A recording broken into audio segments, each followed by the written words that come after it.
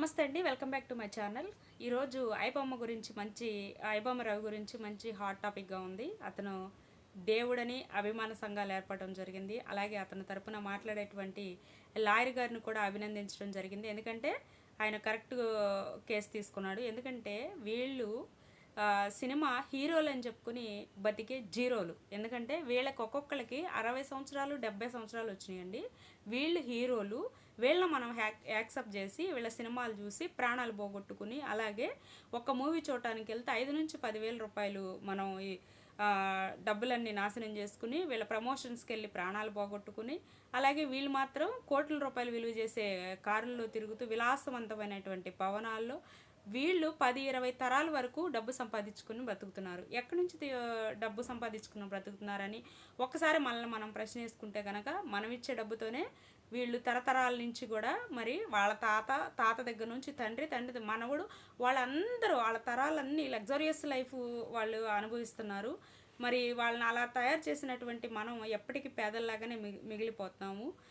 Cinema అంటే గతంలో ఒక అభిమానం, ఒక ప్రాణం. కానీ ఈరోజు ఒక సినిమా వ్యవస్థ మీద ఎందుకింత వ్యతిరేకత, అసహ్యం కలిగిందో ఒకసారి మనం గనక వివరాల్లోకి వెళ్తే, మితిమీరిపోయినటువంటి రేట్లు, సినిమా రేట్లు ఏవైతే ఉన్నాయో మితిమీరిపోయినాయి. ఎందుకు?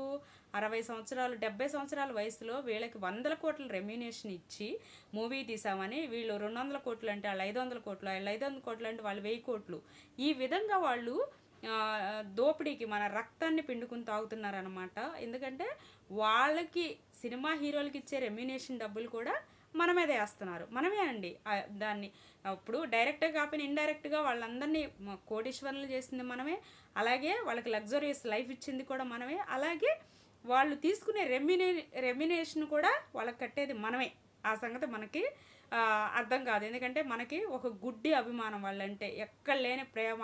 వాళ్ళ సినిమా వచ్చిందంటే ముందు చొక్కాలు చింపుకొని రొమ్ములు జరుచుకుని వెళ్ళిపోతాం. ఎందుకు? మన ఇంట్లో మన వాళ్ళ కోసం మనం ఏం ఆలోచించాం. అంటే అక్కడ జరిగే వాటిల్లో మొన్న ఈ మధ్యన ఒక అమ్మాయి ప్రాణాలు పోవటం జరిగింది. అలాగే వాళ్ళ బాబు కూడా మరి ఐసీ వరకు వెళ్ళి చావు బ్రతుకు వరకు జరిగింది. అయినా కానీ మనలో మార్పు ఏమాత్రం కూడా లేదు. ఎందుకంటే వాళ్ళని హీరోలు చేసేది మనమే, వాళ్ళకి డబ్బు సంపాదించి పెట్టేది మనమే.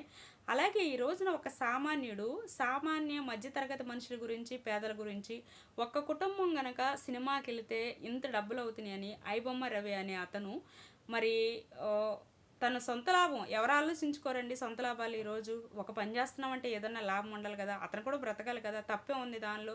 వీళ్ళకిలాగా వందల కోట్లు అతనేం దోచుకోవట్లేదు కదా.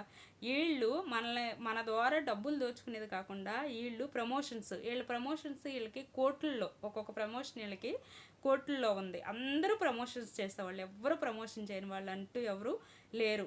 హీరోలు చేస్తున్నారు, హీరోయిన్లు చేస్తున్నారు, కమీడియన్లు, ఎవరి రేంజ్లో వాళ్ళు ప్రమోషన్ చేసి 1000 కోట్లు డబ్బులు సంపాదించుకుని లగ్జరీస్ లైఫ్లు మరి వెళ్ళబోస్తున్నారు. అది దానంతటికి కూడా మనమే కారణం.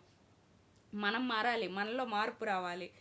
మనందరం కూడా ఐబొమ్మ రవికి ఖచ్చితంగా సపోర్ట్ చేయాలి. నా సపోర్ట్ అయితే ఐబొమ్మ రవికి ఖచ్చితంగా ఉంది. ఎందుకంటే అతను బయటకు రావాలి, అతని మీద ఏ కేసు కూడా ఉండకూడదు. మన కోసం మన సంతోషం కోసం అతను చాలా కష్టపడి మనకు సినిమాలు అందించాడు.